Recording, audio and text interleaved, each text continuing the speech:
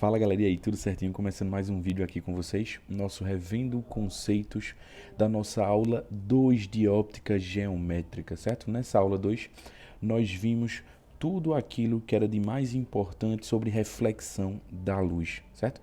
A gente viu muita coisa, a gente detalhou muita coisa desse estudo, então eu quero só revisar rapidamente com vocês os pontos mais importantes dessa nossa aula, certo? Lembrando que essa foi a nossa aula 2 do capítulo 6, beleza?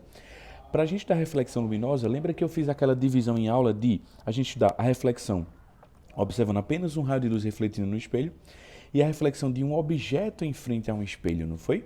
Mas para tal, a gente definiu, antes de tudo, as duas leis da reflexão luminosa, certo? Lembrando que a reflexão luminosa estuda basicamente a reflexão da luz visível, certo? Ao nosso olho, beleza?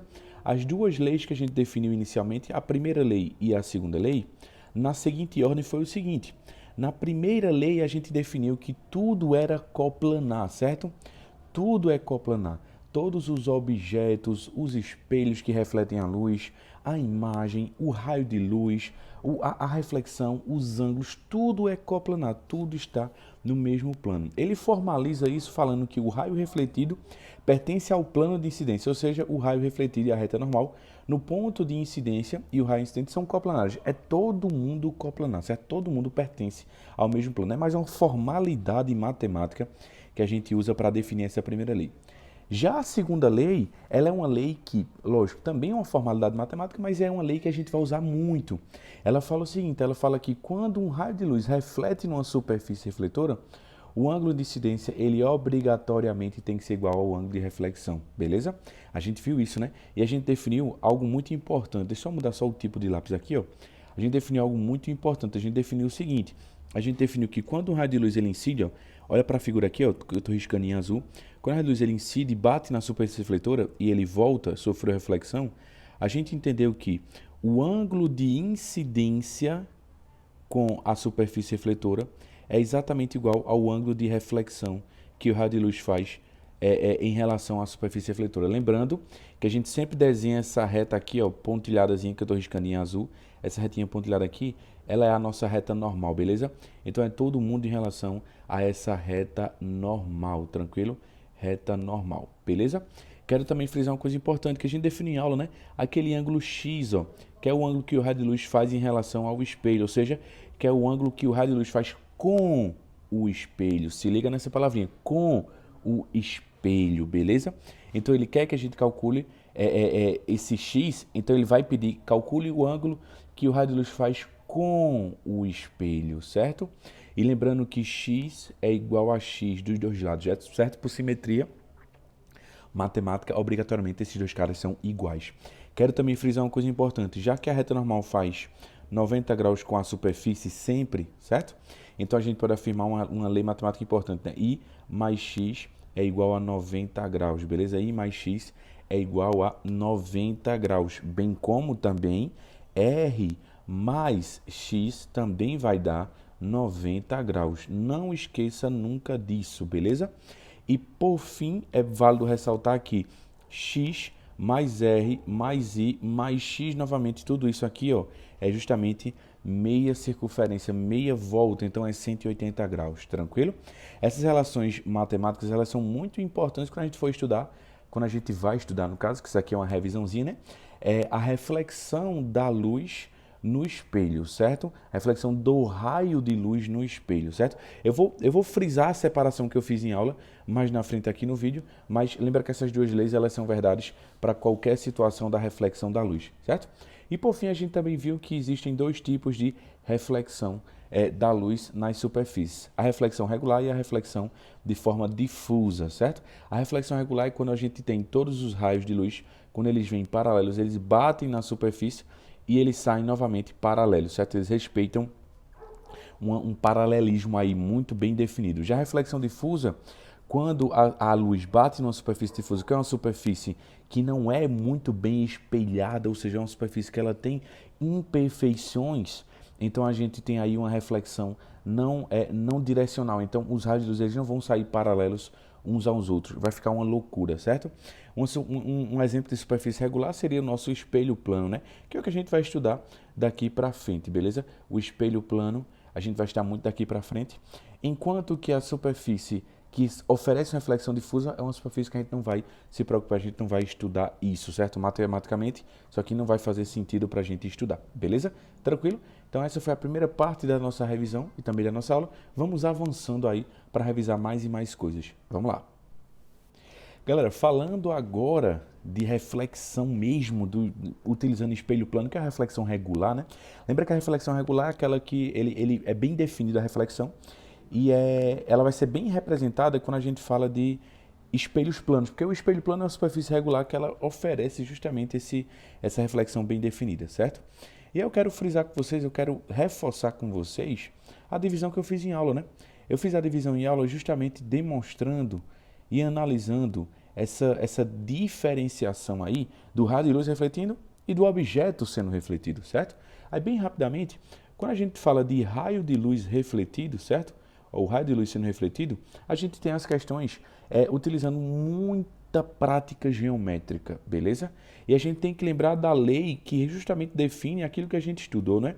Que a gente sabe que o I mais o R, certo? Desculpa, o I mais o R não, né? Deixa eu conectar aqui, certo? O I mais o X, eles vão dar justamente 90 graus. Isso aqui é a base de tudo, certo? Isso aqui é a base de tudo, ok? E, consequentemente, a gente entende também que o ângulo de incidência tem que ser exatamente igual ao ângulo de reflexão. Isso aqui é outra afirmativa física que vai ser importante para a gente quando a gente for fazer as questões, certo?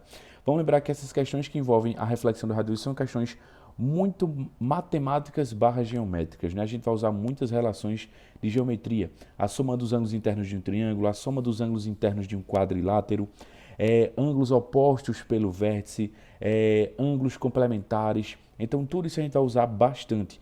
Então essas definições matemáticas tenham em mente sempre, a gente vai usar bastante, beleza? Toda vez que a gente for falar de raio de luz sendo refletido. A relação física básica é essa daqui e essa daqui, certo? Essas duas relações aí são bem básicas para que você consiga evoluir nas questões, certo?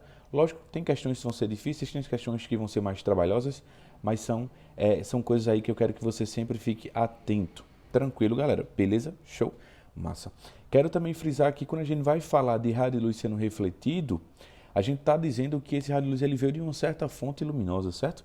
Então lembra sempre disso. E aí, quando a gente está falando de um único raio de luz, eu estou falando basicamente de uma fonte pontual emitindo esse único raio de luz. Beleza, galera? Tranquilo.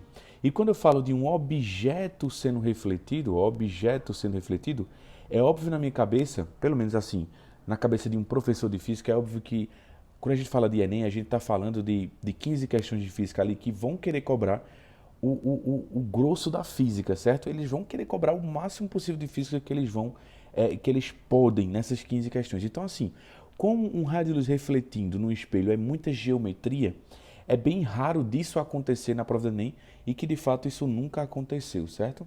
Então assim, é bem raro mesmo, certo? É muito mais comum a gente, na prova do Enem de Física e na prova das maioria dos vestibulares, a gente observar um objeto interagindo com o espelho. Isso é que de fato é mais cobrado para vocês quando a gente fala de espelhos planos, reflexão em vestibulares, beleza? Então a gente tem que entender que quando a gente tem um objeto sendo colocado em frente ao espelho para que se gere uma reflexão dele, a gente tem que se apoiar naqueles 4 principais pontos que a gente viu em aula, né? O primeiro ponto que a gente viu em aula é que a imagem tem que ser sempre o quê? Ela é sempre virtual, porque ela está dentro do espelho. A imagem, ela vai estar dentro do espelho num plano virtual, certo? Num plano virtual. A imagem é virtual, ela também é direita, já eu relembro com vocês, ela também é direita e ela também é igual, ou seja, vamos só relembrar, um espelho plano, a função dele é gerar uma cópia fiel da imagem, certo? É uma cópia fiel da imagem, certo? Então o que acontece? A cópia fiel, ela vai ser justamente aquela cópia em que ela vai gerar do objeto uma imagem de mesmo tamanho, de mesma orientação, certo? Se o objeto está de cabeça para cima, a imagem também está de cabeça para cima, certo? É a mesma altura, por isso que ela é igual, e ela é virtual porque ela está dentro do espelho, certo? Então esse ponto aí ele é fundamental para que a gente entenda tudo, certo? O segundo ponto é uma formalidade matemática, onde eu tenho que afirmar que objeto, espelho plano e imagem é tudo coplanar, está tudo ali em eixos de simetria, certo? A gente tem que entender isso. É só uma formalidade matemática, certo? Então, até vou só escrever aqui, ó, coplanar, certo? Então, a gente fala disso que ela é coplanar, beleza? O terceiro ponto importante que a gente tem que entender de espelhos planos é que a distância do objeto até o espelho é a mesma distância da imagem até o espelho. É uma cópia fiel de tudo, certo? Então, a distância que o objeto se encontra do espelho é a distância que a imagem se encontra do espelho também, certo? As distâncias são idênticas, são iguais, beleza? É importante a gente definir isso, certo? É importante a gente definir isso, certo? Vocês têm que ter sempre em mente isso. Então, a distância do objeto é igual à distância da imagem. Ou seja, a distância que o objeto está do espelho é a mesma distância que a imagem está do espelho. Quero frisar também que a altura do objeto também é a altura da imagem. E uma coisa que eu acho que é válido ressaltar é que a distância da imagem até o objeto é o dobro da distância D, certo? Então, a distância da imagem até o objeto, a distância da imagem até o objeto é 2 vezes a distância D, certo? É sempre o dobro, tranquilo? E por fim, eu quero frisar aquele ponto que gera até um pouco de confusão na cabeça da gente, que é o ponto 4, onde a gente fala que a imagem ela é enantiomorfa, certo? Enantiomorfa. Aí tu fala, certo, professor, mas o que é enantiomorfo? O que é uma imagem enantiomorfa? É uma imagem, galera, em que ela é inversa da esquerda para a direita. É por isso que quando a gente coloca palavras, números em frente a um espelho, a reflexão vai ser uma reflexão inversa, certo? É por isso que quando uma ambulância que está vindo atrás da gente e a gente olha pelo espelho, a palavra ambulância está escrita certa. Porque quando a gente olha diretamente para a palavra, sem ser pelo espelho, a imagem está inversa. Ou seja, no caso, a palavrinha ambulância escrita na frente da ambulância, ela é sempre escrita de forma contrária, de forma inversa. Para que quando eu olho no espelho, o espelho inverta e aí fique no sentido correto, certo? Então, enantiomorfo é isso.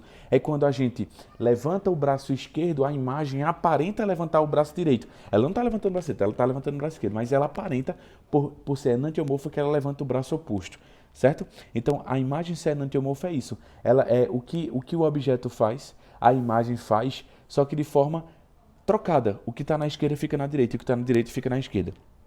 Beleza, galera? Isso é uma imagem, isso é a definição da imagem ser enantiomorfa, certo? É importante a gente lembrar disso, tranquilo? Então a gente tem que se apoiar sempre nesses 4 pontos, certo? É importante, beleza? Vamos embora. Sim, isso é muito importante, né? Isso é muito importante, é o que mais vai cair no teu vestibular, beleza?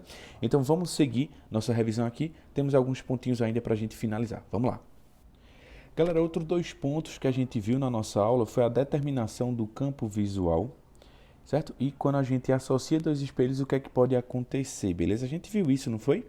Então vamos lá, bem rapidamente. A determinação do campo visual é basicamente o que um observador, quando ele olha para o espelho, ele consegue observar através da reflexão do espelho, certo? E aí eu ensinei vocês a determinar esse campo visual, certo? A gente pega de um único ponto, a gente desenha 2 raios, certo? Um raio ele tem que bater numa extremidade do espelho e no mesmo ponto, saindo outro raio, ele tem que bater na outra extremidade do espelho. E aí a gente desenha a reta normal, não é isso? A gente desenha as retas normais e a gente tem que respeitar uma certa proporção. O ângulo de incidência tem que ser exatamente igual ao ângulo de reflexão, certo? E a gente gera o ângulo de incidência igual ao ângulo de reflexão, certo? Aqui é a mesma coisa, o ângulo de incidência tem que ser bem parecido ao ângulo de reflexão, certo? A gente tem que fazer isso aqui. E aí a área compreendida entre os 2 raios que foram refletidos é a área do campo de visão, ou seja, todos os pontos que estão dentro dessa área que eu estou riscando mais forte em preto, são pontos que eu vou ver no campo de visão do espelho, certo? Ou seja, o ponto A eu veria, o ponto B eu veria, mas o ponto C eu não veria olhando pelo espelho, certo?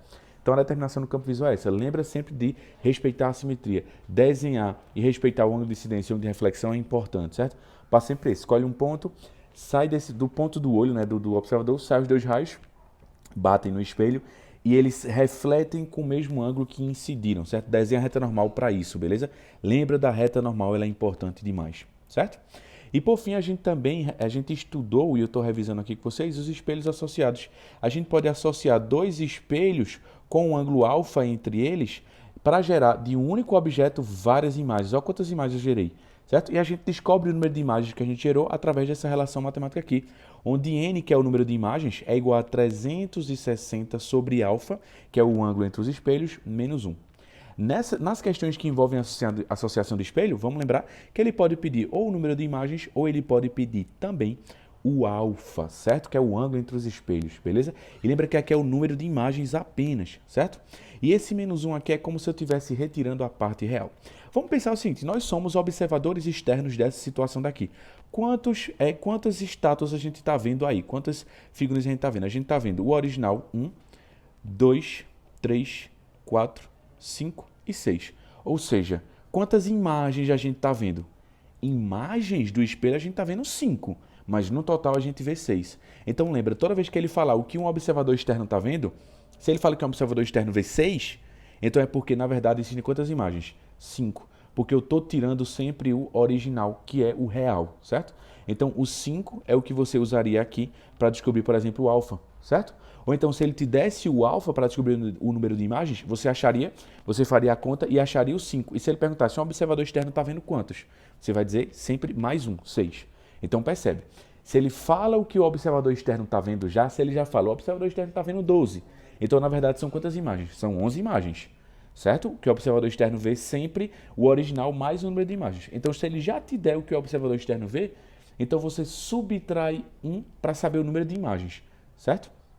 E aí você joga na formulazinha e descobre o alfa, certo? Mas se ele quiser saber o número de imagens, tu vai achar o alfa e você vai achar o número de imagens. Lembra que o número de imagens é o que o espelho gerou, não é o que o observador externo está vendo, certo?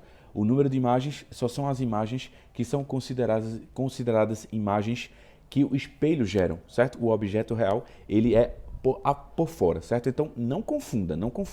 Se ele fala que o observador externo está vendo, se ele fala o observador externo está vendo 30 imagens, então na verdade são quantas imagens? São 29, porque uma é real, certo? Agora, se você calcula o número de imagens, você calculou o número de imagens e deu, sei lá, 11, você calculou e deu 11, certo? Então o observador externo está vendo quantos? O observador sempre vê o número de imagens e a parte real, ou seja, o observador externo estaria vendo 12, certo? Então percebe comigo.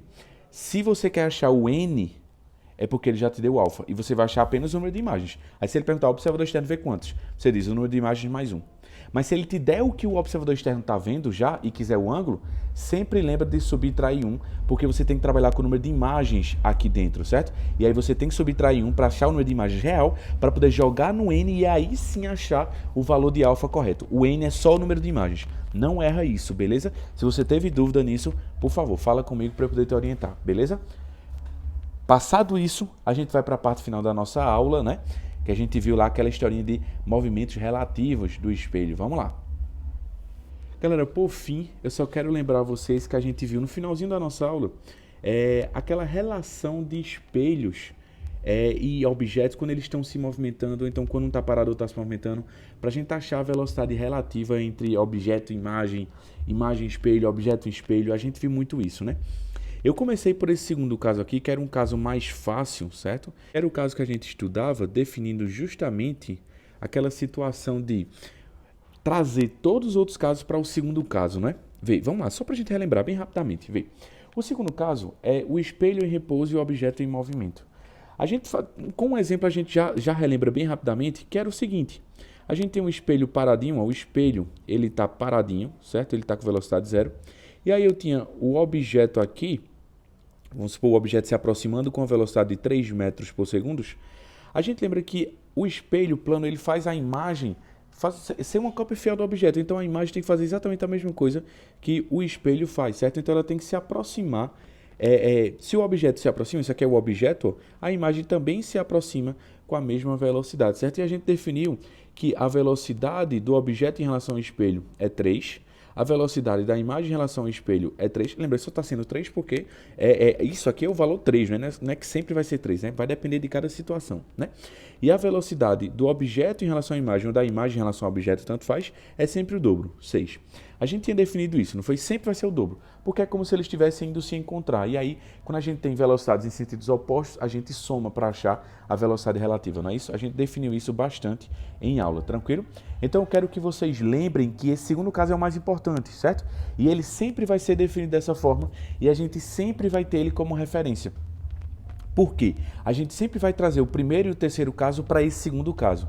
certo? Deixa eu só fazer outro exemplo aqui, só para fixar mesmo de fato. Se eu tenho, por exemplo, o espelho novamente parado, lembra que eu estou no segundo caso, que é o espelho parado e o objeto em movimento, certo? O espelho novamente está parado, olha, ele está com velocidade zero.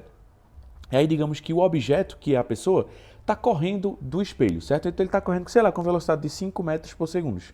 Então, se ele se afasta do espelho, a imagem dele, que tem que fazer a mesma coisa, também se afasta do espelho com 5 metros por segundo. Ou seja, a velocidade do objeto em relação ao espelho é 5, a velocidade da imagem em relação ao espelho também é 5, e a velocidade do objeto em relação à imagem vai ser sempre o dobro, 10. Porque sempre é em sentidos opostos, então a gente sempre vai somar as velocidades para poder achar a relativa entre objeto e imagem, beleza? Lembra que aqui é o objeto e aqui é a imagem, tranquilo? Beleza? Show? Massa? Foi? Tranquilo? Certo. Vamos agora lembrar o primeiro e o terceiro caso e lembra que eu sempre vou trazer eles para o segundo caso, não é isso? Então, vê, para que essa revisão não fique tão longa, eu vou citar apenas um caso de cada um, certo? Se tu teve dúvida, fala comigo, manda um WhatsApp, manda uma mensagem, certo? Faz qualquer coisa para entrar em contato comigo, porque eu consigo te ajudar de qualquer forma, beleza? O primeiro caso é o espelho em movimento e o objeto parado, certo? E aí eu disse a vocês que a gente sempre vai seguir o seguinte procedimento, sempre a gente segue esse seguinte procedimento, vê. O espelho, sei lá, vamos dizer que o espelho está indo para a direita, certo? O espelho está, sei lá, grudado no ônibus e o ônibus está indo embora e o cara está na calçada se vendo no reflexo do ônibus, certo? O ônibus está indo embora com velocidade de 10 metros por segundo, certo? Então o espelho se afasta com 10 metros por segundo. Lembra o que é que eu sempre dizia a vocês que a gente tem que fazer? A gente, quando o objeto está parado e o espelho é que está se movimentando, a gente pega a velocidade do espelho e joga para o observador, certo? A gente faz esse mesmo procedimento, pega a velocidade do espelho e joga para o observador, ou o objeto, né? Como a gente queira chamar, certo? Ou seja, ele ganha a velocidade de 10 metros por segundo e o espelho agora está parado, certo? O espelho está parado, velocidade zero, tranquilo? E aí a gente percebe, era uma aproximação, um afastamento entre objeto e espelho. Era um afastamento. Então coloca o objeto se afastando. Ou seja, a imagem tem que fazer a mesma coisa. A imagem vai se afastar agora a 10 metros por segundo. E aí, ó, o espelho parado, a gente voltou para o segundo caso. Ou seja, a velocidade do objeto em relação ao espelho é 10, a velocidade da imagem em relação ao espelho também é 10, e a velocidade do objeto em relação à imagem vai ser 10. Desculpa, vai ser 20 também, certo? Vai ser 20 que vai ser o dobro, tranquilo? Então, a jogada é sempre essa. Pega a velocidade do espelho, joga para o objeto, o observador, certo? Joga para o objeto e aí a velocidade que o espelho estava se movendo, o objeto vai se mover também. E aí o seu papel é só identificar se é aproximação ou afastamento. É aproximação, então desenha o objeto se aproximando do espelho. É afastamento, então desenha o cara se afastando do espelho, beleza? Só isso eu quero que você entenda, tranquilo? Esse é o primeiro caso, que é um caso bem fácil que a gente aprende a jogar para esse segundo caso, certo? Que é o que a gente vai mais usar nos vestibulares, é o que é mais lógico na cabeça da gente, então aprenda a sempre jogar qualquer caso que seja para esse segundo caso, certo? E o terceiro caso são os dois em movimentos, certo? Então, se os dois estiverem em movimentos, então o que é que vai acontecer? O espelho, sei lá, o espelho vai para a direita com 10 metros por segundo, e aí digamos que o carinha está se afastando do espelho com 5 metros por segundo, certo? E aí, como é que vai ficar esse jogo? O passo a passo é bem parecido sempre. Eu quero que você sempre faça o seguinte, acha a velocidade relativa entre espelho e objeto. Qual é a velocidade relativa entre espelho e objeto? 10 e 5, qual é a velocidade relativa? Quando é em sentidos opostos, o que é que a gente faz? A gente soma, não é isso? Então 10 mais 5 vai dar 15. Aí tu faz o seguinte, tu pega a velocidade relativa e joga no maior. Quem era o que estava se movimentando mais rápido? Era o espelho. Então o espelho ganha 15, certo? Ganha 15. E percebe, aproximação ou afastamento? É um afastamento, né? Ó, o espelho vai para a direita, o objeto vai para a esquerda. Então é um afastamento. Então é como se o espelho estivesse indo para a direita com 15. E aí o objeto, que é o mais lento, ele fica parado, certo? Ah, professor, o objeto sempre vai ser o mais lento? Não, nesse caso ele é o mais lento, certo? Então por isso que ele fica com o zero, beleza? Ele ganha o zero. E aí o que é que eu faço? Eu novamente continuo agora, ó, o espelho não está se afastando com 15, aí agora eu pego a velocidade do espelho e jogo para o objeto, certo? O objeto ganha a velocidade do espelho, certo? Ou seja, ele vai ficar com que velocidade? Ele vai ficar com 15 agora e é um afastamento, né? Porque o espelho estava indo embora, certo? Então é um afastamento. E o espelho agora ele fica paradinho, certo? Então a imagem que está aqui do outro lado vai fazer a mesma coisa do objeto, também vai se afastar. Então a velocidade do objeto em relação ao espelho é 15. Nesse caso é 15 porque deu 15, né? Lembra disso. A velocidade da imagem em relação ao espelho também é a mesma, 15. O que o objeto faz, o espelho tem que fazer. Desculpa. O que o objeto faz, a imagem tem que fazer também, certo? E a velocidade do objeto em relação à imagem vai ser o dobro, sempre vai ser 30, certo? Então percebe, o passo a passo é esse. Calcula a velocidade relativa entre os dois e o resultado jogando mais rápido. Quando tu jogando mais rápido, tu vai perceber. Se o espelho for mais rápido, ele vai ganhar essa velocidade. E aí eu pego a velocidade do espelho e novamente jogo para o objeto e deixo o espelho parado. E aí percebo se é aproximação ou afastamento, certo? Esse caso 3 aqui, ele é bem raro raro de acontecer, certo? Mas em aula eu fiz vários exemplos para que vocês entendessem, para que vocês absorvessem tudo. É importante que vocês dominem esse terceiro caso, porque se cair você vai saber fazer, certo? Mas o mais importante de longe, é o segundo caso, depois é o primeiro caso e por último o terceiro caso, certo? Mas aprenda sempre a reduzir o primeiro e o terceiro caso para o segundo caso. Ele é sempre mais fácil de analisar, beleza? Então, galera, a gente finaliza por aqui. Lembra sempre que tu podes contar comigo a qualquer momento, certo? Então, um cheiro a todos e até a próxima, galera. Tchau!